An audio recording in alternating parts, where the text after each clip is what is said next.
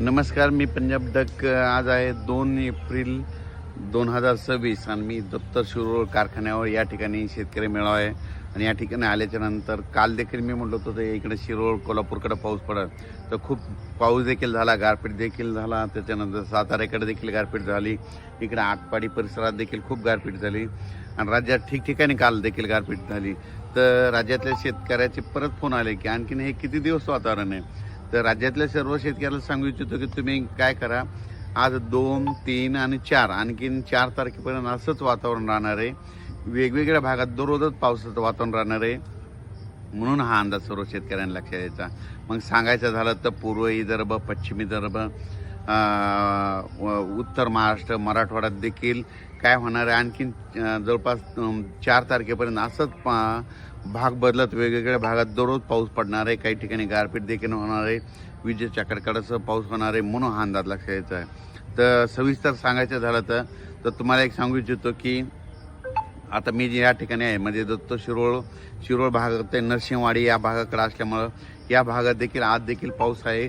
त्याच्यानंतर कोल्हापूर देखील आहे, त्याच्यामुळं साताऱ्याकडे देखील आहे, त्याच्यानंतर पुणे देखील पडणार आहे, त्याच्यानंतर पुणे अहिल्यानगर, त्याच्यानंतर नाशिक, धुळे, नंदुरबार, जळगाव, त्याच्यानंतर संभाजीनगर जिल्हा, बीड जिल्हा, जालना जिल्हा, परभणी जिल्हा, लातूर जिल्हा, धाराशिव जिल्हा, बीड जिल्हा, नांदेड जिल्हा, हिंगोली जिल्हा, वाशिम, त्याच्यानंतर बुलढाणा, अकोला, अमरावती, वर्धा, नागपूर, भंडारा, गोंदिया, चंद्रपूर, यवतमाळ. म्हणजे राज्यात सांगायचं झालं तर आणखीन 3 दिवस 2, 3, 4 ह्या 3 दिवसामध्ये आणखीन बऱ्याच ठिकाणी पावसासह काही ठिकाणी गारपीट देखील होईल, काही ठिकाणी वारं सुटेल, काही भाग सोडून देखील देईल. म्हणून हा अंदाज सर्व शेतकऱ्यांनी लक्षात द्यायचा.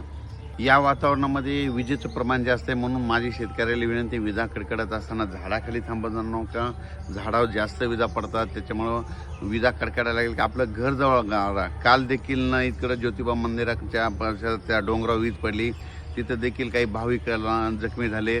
म्हणून माझी परत एकदा विनंती, ह्यावर 4 तारखेपर्यंत विजा कडकडत असेल तर आपण आपलं घर जवळ केलेलं काय हरकत नाही. म्हणून या पावसामध्ये गारपिटीचं देखील प्रमाण आहे. म्हणून आपण आपलं आलेलं धान्य असेल, पीक असेल, जर झालं असेल तर सुरक्षा स्थळी झाकून ठेवावी. या पावसामध्ये गारपिटीचं प्रमाण जास्त आहे, वाऱ्याचं देखील प्रमाण आहे. तुम्हाला एक सांगू इच्छितो, आणखीन देखील आता ह्या उद्याच्या पावसामध्ये आज 2, 3, 4च्या दरम्यान तुम्हाला सांगतो आणखीन बीड जिल्ह्यात देखील बऱ्याच भागात आणखीन गारपीट होईल.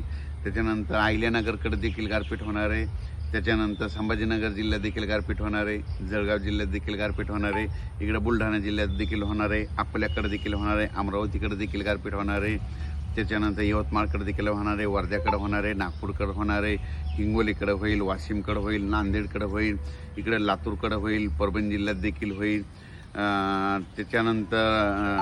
त्याच्यानंतर साताऱ्याकडे देखील होईल, कोल्हापूर जिल्ह्यात देखील आज आणि उद्याच्या दिवस थोडी गारपीट होईल. म्हणून हे सर्व शेतकऱ्यांना लक्षात द्यायचं. पुणे जिल्ह्यात देखील पुण्याच्या लोकांना देखील गारपीट पाहायला भेटेल, म्हणून ही पुणेकरांना देखील अंदाज लक्षात द्यायचा. पण यानंतर एक लक्षात घ्या, 5 एप्रिलच्या नंतर हवामान कोरडं होणार आहे. त्याच्यानंतर आपण आपले सगळे शेतीचे कामे करून घ्या.